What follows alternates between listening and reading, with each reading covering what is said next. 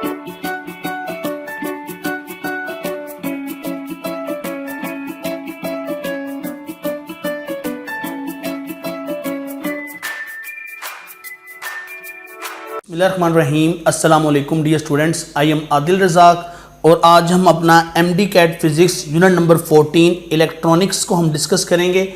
ये बहुत ही इम्पोर्टेंट और आसान टॉपिक है जिसके अंदर से 2 से 3 MCQs आपको आ सकते हैं। ये इतना आसान है कि आप ये समझ लें कि इसके अंदर जो MCQs हैं वो एक तरह से फ्री के नंबर हैं, लिहाजा आपने मेरी बातों को बहुत तवज्जो और गौर से सुनना है। इतना भी इजी नहीं इसको लेना कि आप इसकी प्रिपरेशन ना करें, ठीक है।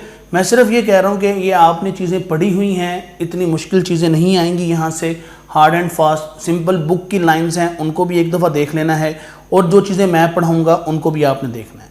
जो आपका मेन कंटेंट है इस टॉपिक का वो है जी half wave rectification, full wave rectification और op amp and its characteristics.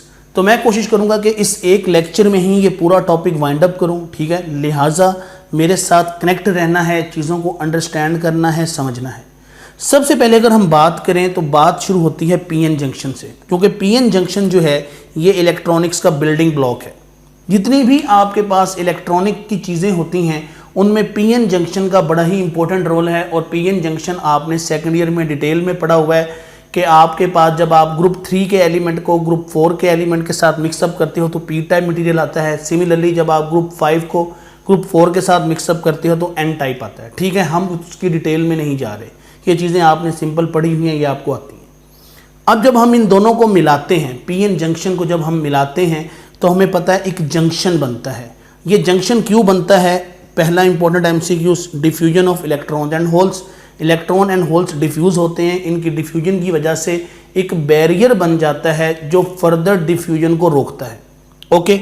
अब ये जो जंक्शन है, इस जंक्शन के अंदर कोई भी चार्ज कैरियर नहीं होता। ये जिसको मैं अभी हाईलाइट कर रहा हूँ आपके सामने, यहाँ पे कोई भी चार्ज कैरियर नहीं होगा, याद रखना। ये चार्ज फ्री रीजन होता है, बहुत ही इंपॉर्टेंट MCQ है, ओके। उसके बाद जी अ पोटेंशियल अक्रॉस जंक्शन, एक पोटेंशियल इस जंक्शन के अक्रॉस जो है वो क्या हो जाता है, डेवलप हो जाता है।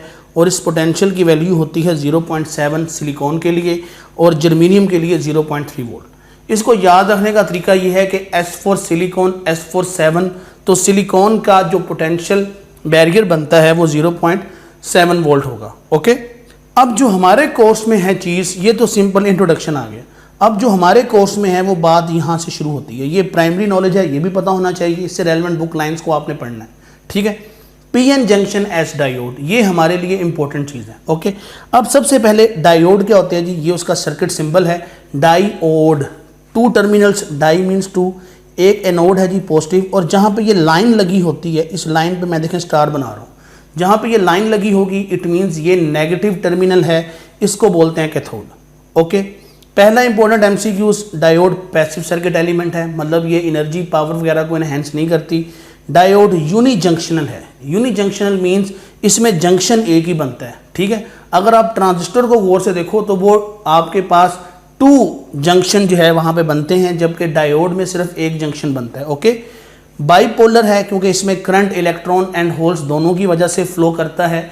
एक हमारे पास होती है शॉकले डायोड, ठीक है। ये थोड़ा सा BSc के अंदर हम पढ़ाते हैं, वो एक तरह से हम कहते हैं जी वो यूनिपोलर है, उसमें करंट सिर्फ जो है वो एक चार्ज कैरियर वैसे ही फ्लो करता है। लेकिन आपके पास जो डायोड है ये बाइपोलर है, okay. Diode is used as switch. सबसे इंपॉर्टेंट बात ये है कि यहाँ स्विचिंग करवानी होती है।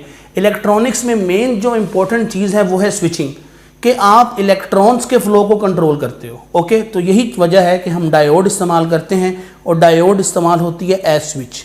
अगर हम थोड़ा सा एडवांस नॉलेज की बात करें तो जो डायोड है ये होती है जी हमारे पास दर हकीकत आप ये कह सकते हैं ये अनकंट्रोल्ड स्विच है, ओके। ये हम चीज़ पढ़ाते हैं BSc के अंदर, तो याद रखिएगा कि डायोड जो है वो एक तरह से स्विच है। और अगर हम हाई लेवल पे चले जाएं तो हम कहते हैं ये अनकंट्रोल्ड स्विच है, क्योंकि एक दफ़ा जब इसमें से कंडक्शन स्टार्ट हो जाती है तो हम फिर उसको कंट्रोल नहीं कर सकते, वो कंडक्शन होगी ही होगी। और जब कंडक्शन नहीं होगी तो कंडक्शन नहीं होगी, हम उसको कुछ भी नहीं कर सकते। अब अगली इंपॉर्टेंट बात है वो है बायसिंग ऑफ डायोड। बायसिंग का मतलब होता है कि आप कोई एक्सटर्नल पोटेंशियल डिफरेंस दे दो, ठीक है। तो हम एक्सटर्नल पोटेंशियल डिफरेंस 2 तरह से देख सकते हैं, एक है फॉरवर्ड बायस, एक है रिवर्स बायस। अगर डायोड का N टर्मिनल डायोड का जो N टर्मिनल है अगर वो बैटरी के नेगेटिव के साथ कनेक्ट हो, डायोड का पॉजिटिव बैटरी के पॉजिटिव के साथ कनेक्ट हो, तो इसको बोलते हैं फॉरवर्ड बाइस। और अगर उल्ट हो जाए कि अगर डायोड का नेगेटिव बैटरी के पॉजिटिव के साथ और डायोड का पॉजिटिव बैटरी के नेगेटिव के साथ कनेक्ट हो, इसको बोलते हैं रिवर्स बाइस। अब ये जो फॉरवर्ड और रिवर्स बाइस है यही इम्पोर्टेंट तरीन चीज़ है और यही आपको आगे जाके इस्तेमाल करनी है। लिहाजा बाइसिंग को ध्यान से देख लो कि अगर डायोड का नेगेटिव टर्मिनल बैटरी के नेगेटिव के साथ कनेक्टेड है और पॉजिटिव बैटरी के पॉजिटिव के साथ कनेक्टेड है तो फिर फॉरवर्ड बाइस, और अगर उल्ट हो जाएगा तो रिवर्स बाइस। ओके, अब हमने ये देखना है कि इफेक्ट ऑफ बाइसिंग क्या है। तो ये इंपॉर्टेंट 3 MCQs यहाँ से आ सकते हैं और यहीं से पिछले साल MCQ आया है। ठीक है, तो देखो फॉरवर्ड बाइस में जो IF है, IF means forward current. Forward current होता है मिली एम्पेयर्स में, मतलब यहाँ करंट की वैल्यू ज़्यादा होगी। और IR है रिवर्स करंट, रिवर्स करंट होता है जी माइक्रो एम्पेयर में। ठीक हो गया, पहली इंपॉर्टेंट बात। दूसरी बात कि फॉरवर्ड बाइस में जो फॉरवर्ड करंट है वो मेजॉरिटी चार्ज कैरियर की वजह से फ्लो करता है, जबकि रिवर्स बाइस में बहुत ही मामूली करंट, उसको हम रिवर्स करंट या लीकेज करंट बोलते हैं, वो माइनॉरिटी चार्ज कैरियर की वजह से फ्लो करता है।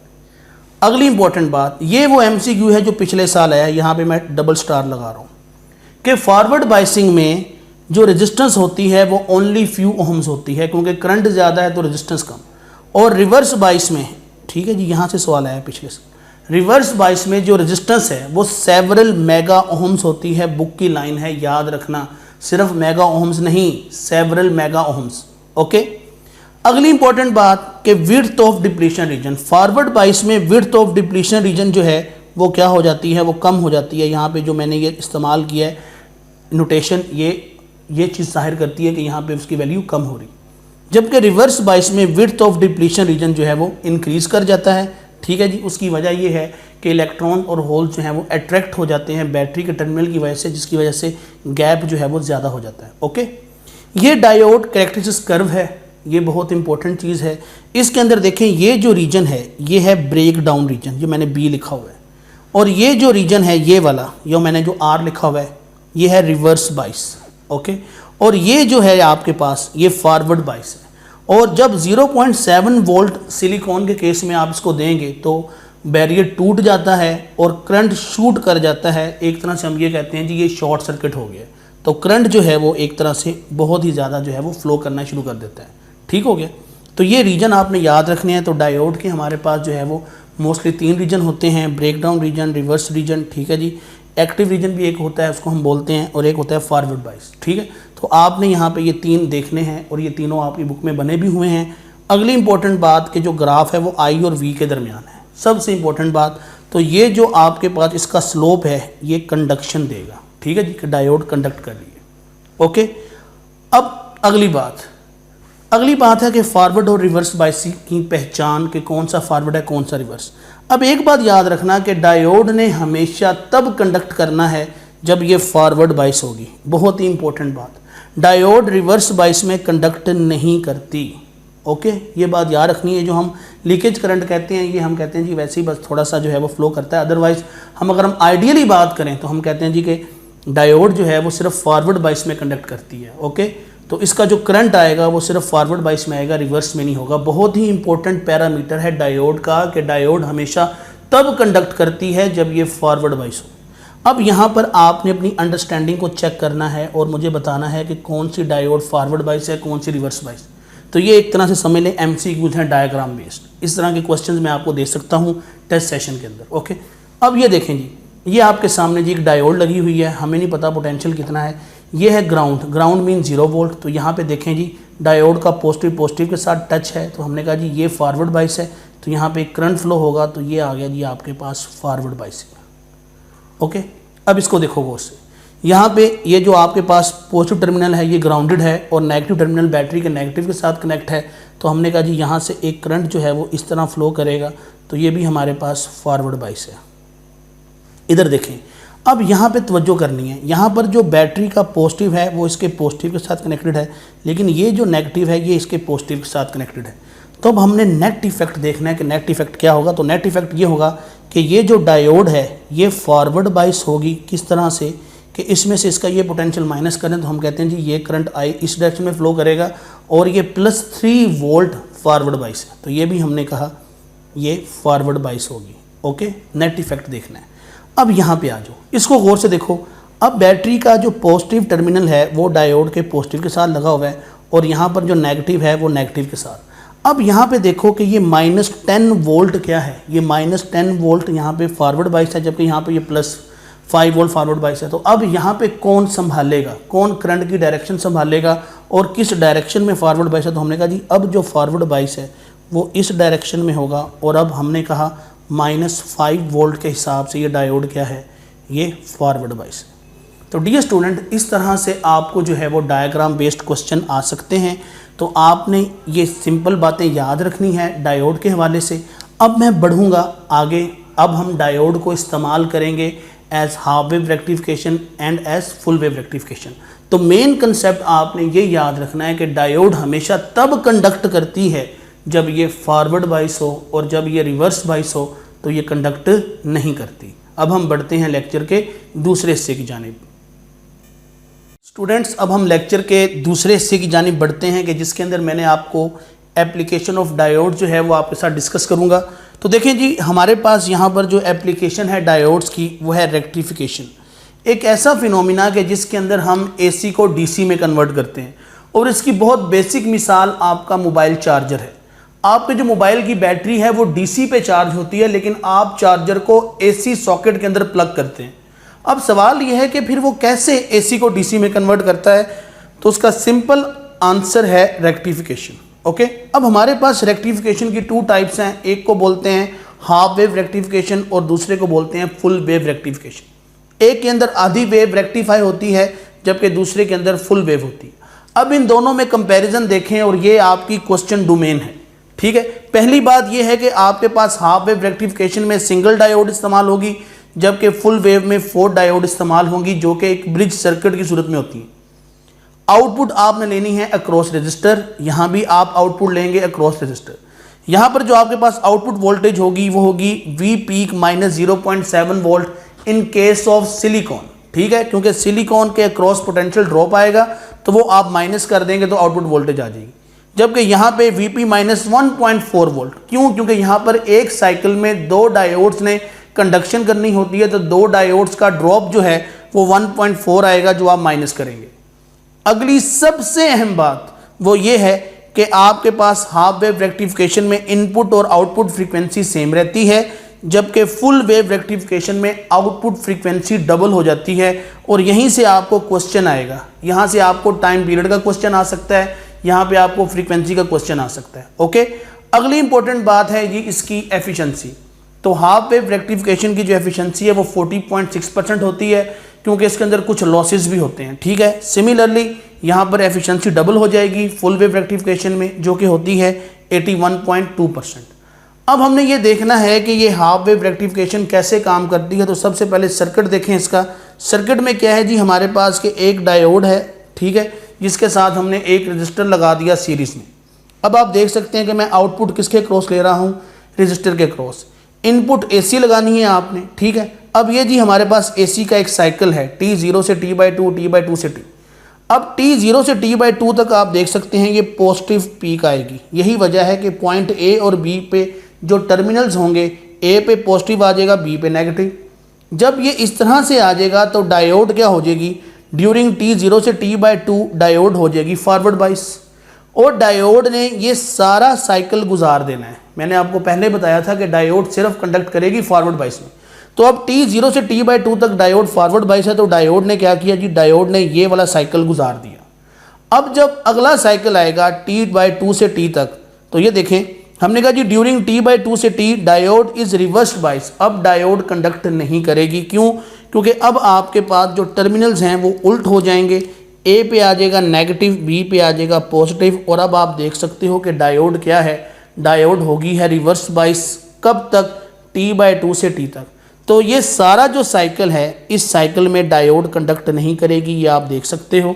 तो यही वजह है कि हमने कहा कि आधी वेव रेक्टिफाई हुई है, आधी वेव रेक्टिफाई नहीं हुई।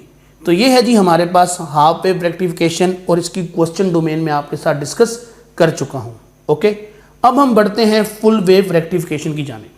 फुल वेव रेक्टिफिकेशन में कुछ चीज़ों को आपने बहुत तवज्जो के साथ समझना है और यही क्वेश्चन डोमेन है, यहीं से ही आपके साथ एग्जामिनर ने क्या करना है, ट्रिक करना है आपके साथ। पहली बात, 4 डायोड्स होंगी, face of diagonal diode must be same. अब ये देखें, ये मेरे पास एक सर्किट है, इस सर्किट में गौर से देखें कि जो डायगोनल डायोड्स हैं D1, D3, D2 और D4, डायगोनल डायोड्स का फेस सेम है या नहीं है? हमने कहा जी बिल्कुल फेस सेम है, क्योंकि D1 और D3 सेम फेस रखती हैं, D2 और D4 सेम फेस रखती हैं।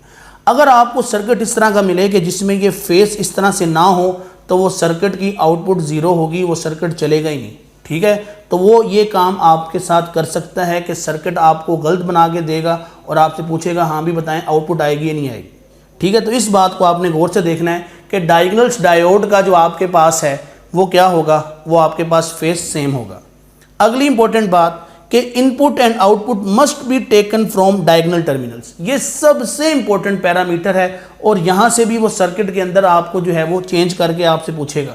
तो ये देखें, ये डायगोनल टर्मिनल है A और B, तो डायगोनल टर्मिनल्स पे मैंने इनपुट लगा दी और ये C और D ये भी डायगोनल टर्मिनल्स हैं, यहाँ पे मैंने आउटपुट लगा दी। यहाँ पे आप टर्मिनल्स रिवर्स भी कर सकते हैं कि बिलफर्ज आप क्या करें, आप C और D पे बेशक इनपुट लगा दें और A और B पे बेशक आप जो है वो आउटपुट लगा दें, ये आपकी मर्जी है, लेकिन होगा ऐसे ही कि हमेशा डायगोनल्स के अक्रॉस ही आपने क्या करनी है, इनपुट और आउटपुट लगानी है, ठीक है। ये बहुत ही इंपॉर्टेंट पैरामीटर है और यहाँ से वो आपको सर्किट चेंज करके ट्रिक क्वेश्चन दे सकता है। अगली इंपॉर्टेंट बात कि input and output can not be applied two adjacent terminals, मतलब ऐसा नहीं हो सकता कि मैं A और C के दरमियान जो है वो इनपुट लगा दूं और D और B के दरमियान जो है आउटपुट लगा दूं, ये भी सर्किट गलत होगा, ये भी सर्किट नहीं चलेगा, याद रखनी है ये बातें। तो ये जितनी मैंने बातें बताई हैं ये सारी मैंने सर्किट कॉन्फ़िगरेशन के हिसाब से बताई हैं ताकि आपको ये चीज़ क्लियर हो जाए, क्योंकि यहाँ से जो क्वेश्चन आएगा वो अमूमन डायाग्राम बेस भी आ सकता है और थ्योरेटिकल बेस भी आ सकता है। अगली इंपॉर्टेंट बात कि direction of current from R must be same. अब ये देखें, हमें कैसे पता चलेगा कि रेक्टिफिकेशन हो गई है? हमें पता चलेगा रेजिस्टेंस आउटपुट के अंदर हमने देखना है करंट की डायरेक्शन। अब दोनों साइकिल्स के अंदर करंट की जो डायरेक्शन है वो सेम है, देखें अक्रॉस रजिस्टर, तो यहाँ से हमें पता चल गया कि अब रेक्टिफिकेशन हो चुकी है, क्योंकि रेक्टिफिकेशन ने आपको DC करंट देना है और DC वो करंट होता है जिसकी डायरेक्शन एक होती है, यूनी डायरेक्शनल करंट।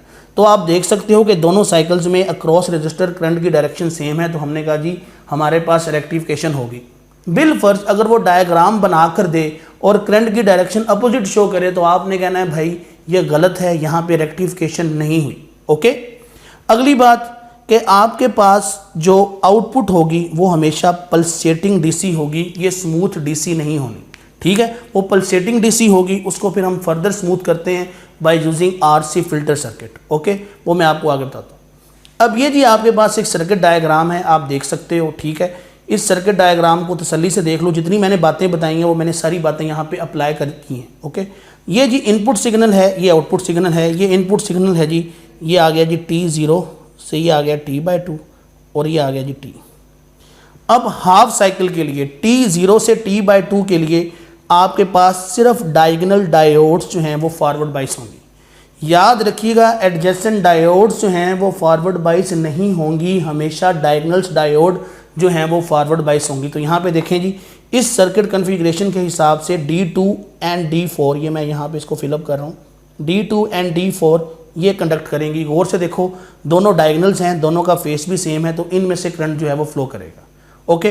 तो जब करंट फ्लो करेगा तो हाफ साइकिल जो है वो कंडक्ट हो जाएगा, ये साइकिल कंडक्ट हो गया। अब जब आपके पास T/2 से T आएगा, दूसरा हाफ साइकिल आएगा, तो दूसरे हाफ साइकिल के लिए आपके पास जो D1 डायोड है, अब आपके पास जो डायोड है D1 और जो D3 है, ये डायोड्स क्या करेंगे, कंडक्ट करेंगे।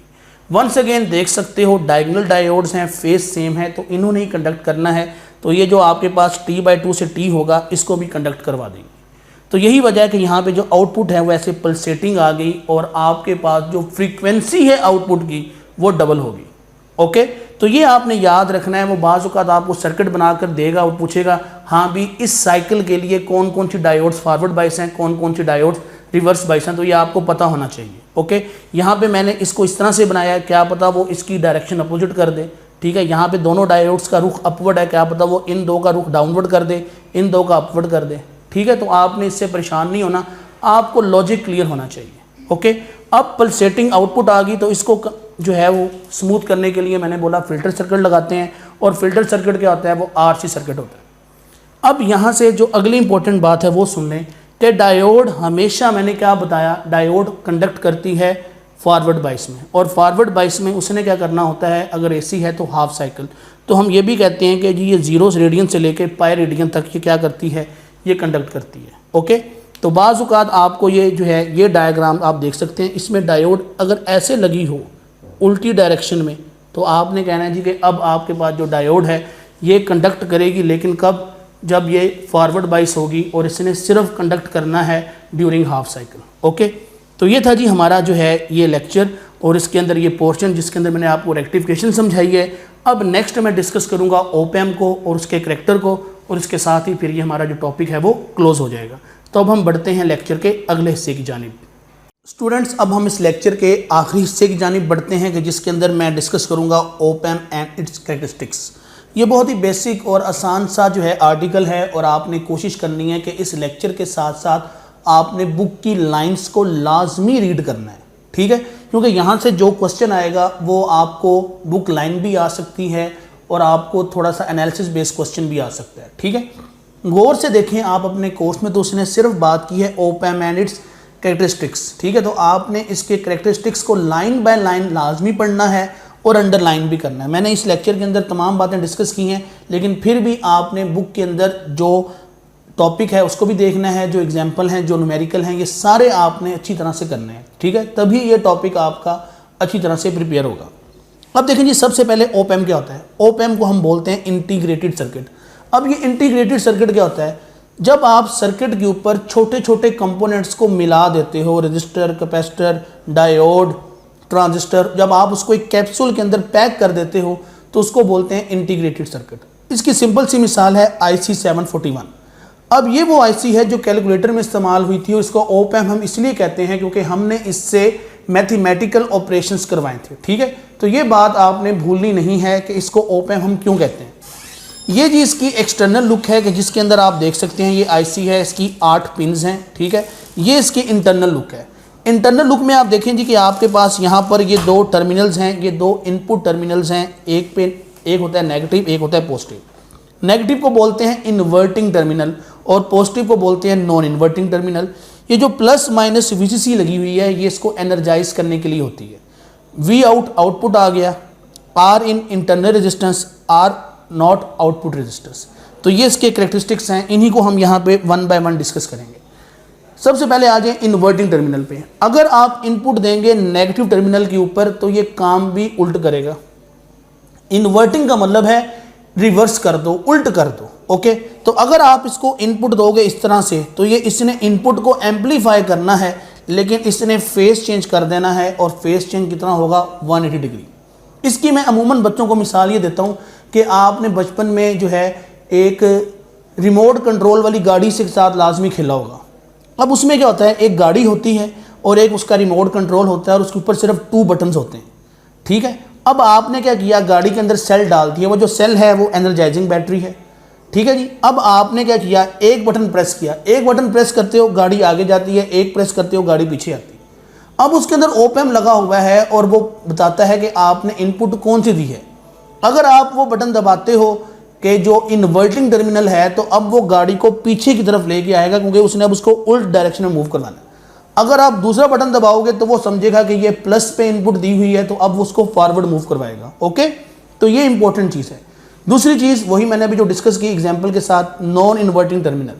अगर आप इनपुट दोगे पॉजिटिव टर्मिनल के ऊपर तो वो उसको एम्पलीफाई भी करेगा, लेकिन वो उसका फेज चेंज नहीं करेगा, ठीक है। जो मैंने आपको मिसाल दी कि गाड़ी है, ये देखें आप, ये उसका रिमोट है, इसके ऊपर 2 बटन लगे हुए हैं, और ये देखें इसे। अगर आप इन्वर्टिंग टर्मिनल को दबाओगे तो वो गाड़ी को बैकवर्ड मूव करवाएगा, अगर आप नॉन इन्वर्टिंग को प्रेस करोगे तो वो गाड़ी को आगे की तरफ मूव करवाएगा, ठीक है। तो ये आपने एग्जाम्पल याद रखनी। उसके बाद इनपुट रेजिस्टेंस, ये बहुत ही इंपॉर्टेंट पैरामीटर है, और ये चीज़ MCQ में आ सकती है। इनपुट रेजिस्टेंस या इनपुट इम्पीडेंस ये होती है सेवरल मेगा ओम। बुक की लाइन है, आइडियली हमें इनफाइनाइट चाहिए। क्यों? क्योंकि ये जो दो टर्मिनल्स हैं, याद रखिएगा, ये ओप एम्प, इसको मैं बोलता हूँ ओप एम्प मैजिक। मैजिक क्या है कि जो पोटेंशियल नेगेटिव पे होगा वही पोटेंशियल पॉजिटिव पे होगा। उसकी वजह यह है कि ये रेजिस्टेंस इतनी ज़्यादा है कि यहाँ करंट फ्लो नहीं करेगा, और जब करंट फ्लो नहीं करेगा तो आपके पास, आप जानते हो कि करंट हमेशा तब फ्लो करता है जब कोई पोटेंशियल डिफरेंस हो। अब जब करंट ही फ्लो नहीं करेगा तो पोटेंशियल डिफरेंस होगा ही नहीं। तो यही वजह है कि हम कहते हैं कि V positive should be equal to V negative. Okay, ये बहुत ही इंपॉर्टेंट पैरामीटर है, इसको याद रखना है। ओके, उसके बाद आउटपुट रेजिस्टेंस। आउटपुट रेजिस्टेंस या आउटपुट रेजिस्टेंस ये जी ओनली फ्यू ओम होनी चाहिए, आइडियली ये होनी चाहिए 0, क्योंकि आउटपुट के आगे हमने सर्किट लगाना होता है। जितनी रेजिस्टेंस कम होगी उतना करंट ज़्यादा होगा, जितना करंट ज़्यादा होगा उतना आपका सर्किट जो है वो ईजिली ऑपरेट हो सकता है। ठीक है, उसके बाद है जी ओपन लूप गेन। अब इसके गेन दो तरह के होते हैं, एक होता है ओपन लूप, एक होता है close loop. Open loop gain के अंदर इंपॉर्टेंट बात यह है कि यहाँ पर कोई एक्सटर्नल रेजिस्टेंस नहीं लगी होगी, जबकि क्लोज लूप में एक्सटर्नल रेजिस्टेंस लगी होती है। तो ये पहला फ़र्क आपने समझना। ओपन लूप गेन क्या होता है जी? Output voltage over input voltage या output voltage over V differential voltage. V differential क्या होता है कि V positive minus V negative. अब हमें पता है कि आइडियली इनका पोटेंशियल तो सेम है, तो फिर VD 0 होगा। अब अगर VD 0 है तो एनीथिंग डिवाइडेड बाय 0 हम कहते हैं जी इनफाइनाइट। लेकिन यहाँ गेन इनफाइनाइट नहीं होगा, यहाँ पे मैक्सिमम जो गेन है वो होता है 10 की पावर +5, और ये मैक्सिमम गेन है। अब इसका मतलब ये भी नहीं है कि आप इनपुट 1 वोल्ट दो और आपको आउटपुट 1 लाख वोल्ट मिले। तो इसका मतलब क्या है? अब इलेक्ट्रॉनिक्स में जो एम्प्लीफिकेशन होती है ये होती है in term of milli, in term of micro. तो यहाँ पे हद पॉसिबल आउटपुट जो है वो कितनी होती है? हमने कहा जी हद पॉसिबल जो आउटपुट है वो ±Vc के इक्वल होती है। और बुक की लाइन है कि इससे आगे जाकर वो सैचुरेट हो जाता है और वो ज़्यादा आउटपुट नहीं दे सकता। अब ये बात मैंने आपको समझाई है। देखें ये सर्किट है, as R in is in mega ohm, input mega ohm है। यही वजह है कि यहाँ पे जो करंट है वो 0 है। अब याद रखना, कोई करंट इसके अंदर फ्लो नहीं कर सकता, कोई करंट इधर फ्लो नहीं कर सकता, ना इन्वर्टिंग और ना नॉन इन्वर्टिंग, दोनों में कोई करंट फ्लो नहीं कर सकता। ये याद रखनी है बात। वजह क्या है कि रेजिस्टेंस बहुत हाई है। ओके, उसके बाद हमने कहा जी रेजिस्टेंस बहुत हाई है, यही वजह है कि V negative is equal to V positive. ये बात मैं पहले बता चुका हूँ, और यही ओप एम्प का मैजिक है। इसको ओप एम्प मैजिक बोलते हैं। ओप एम्प मैजिक क्या है कि इसका जो पोटेंशियल V नेगेटिव पे होगा वही पोटेंशियल V पॉजिटिव पे होगा। तो यही वजह है कि मैक्सिमम आउटपुट क्या आ जाएगी? ±Vcc। अगर आपने बैटरी लगाई है 9 वोल्ट की तो हद मैक्सिमम आउटपुट ये 9 वोल्ट देगा। ओके, उसके बाद एंड पे आ जाए जी एप्लीकेशंस हैं। तो एप्लीकेशन में क्लोज लूप गेन, ये कोर्स में है नहीं, लेकिन मैं इसलिए बता रहा हूँ ताकि आप ये ना समझें कि जी हमें सर ने बताया नहीं था। ठीक है, इसलिए बहुत मुख्तसर बात बताऊँगा। इन्वर्टिंग ओप एम्प है। इन्वर्टिंग का मतलब यह है कि इनपुट कहाँ दो? नेगेटिव टर्मिनल के ऊपर। इसके गेन का फार्मूला क्या है? G = -R2/R1। ये नेगेटिव साइन क्या इंडिकेट कर रहा है? ये इंडिकेट कर रहा है जी फेज चेंज होगा। ठीक है, इस तरह से कि इनपुट इस तरह से दोगे, आउटपुट इस तरह से आएगी। और non inverting op amp, non inverting op amp का जी फार्मूला आपके सामने है, G = 1 + R2/R1। ठीक है, यहाँ पर जो मोस्ट इंपॉर्टेंट बात है वो ये है कि इसका गेन कम से कम 1 होगा और हमेशा 1 से ज़्यादा होगा। इसका गेन कभी भी 0 नहीं हो सकता। और ये बात आपने समझनी है 18.2 एग्जाम्पल से, one of the most important example, और ये एग्जाम में आने के चांसेस हैं। ओके, उसके बाद बात करें कंपैरेटर। अब ओप एम्प के अंदर सबसे इंपॉर्टेंट बात यह है कि इसके अंदर इनपुट 2 हैं और इन 2 इनपुट्स को ये कंपेयर कर सकता है। यही वजह है कि जो इनपुट जीतेगी वही आउटपुट को संभालेगी। मिसाल के तौर पर अगर V नेगेटिव V पॉजिटिव से ज़्यादा है तो आउटपुट पे आ जाएगा -Vcc। -Vcc का मतलब है कि सर्किट को ऑफ ही रहने दो, ऑन नहीं करना। इसी तरह अगर V पॉजिटिव V नेगेटिव से जीत जाती है तो अब सर्किट पे आ जाएगा +Vcc। +Vcc का मतलब क्या है कि भाई सर्किट को ऑन कर दो। ओके, उसके बाद जो आखिरी इसकी एप्लीकेशन है वो है नाइट स्विच, जिसके अंदर हम LDR इस्तेमाल करते हैं। और ये जो आप देखते हैं सड़कों के ऊपर अक्सर जो है वो खुद ब खुद लाइटें ऑन हो जाती हैं, उसके अंदर LDR लगा होता है। वो सेंस कर लेता है कि अच्छा जी अब इतना अंधेरा हो गया, इतनी रेजिस्टेंस मेरी हो गई या चेंज आया, अब करंट फ्लो करवा दो। तो डियर स्टूडेंट, ये था जी हमारा इलेक्ट्रॉनिक्स का लेक्चर। मैंने इस एक लेक्चर के अंदर आपका सारा जो कोर्स है वो वाइंड अप किया है। तो अब आपका जो इलेक्ट्रॉनिक्स है वो ख़त्म हो चुका है। अब नेक्स्ट जो है वो इसका टेस्ट होगा और इसके बाद हम आगे पढ़ेंगे। आपसे रिक्वेस्ट है कि इस वीडियो लेक्चर को बहुत तवज्जो के साथ देखें, बुक लाइंस को अच्छी तरह से पढ़ें, अपने कंसेप्ट्स बिल्ड करें। कोई मसला मसाइल हो तो मुझसे लाजमी डिस्कस करें। अपना ख्याल रखिएगा। अल्लाह हाफिज़, टेक केयर।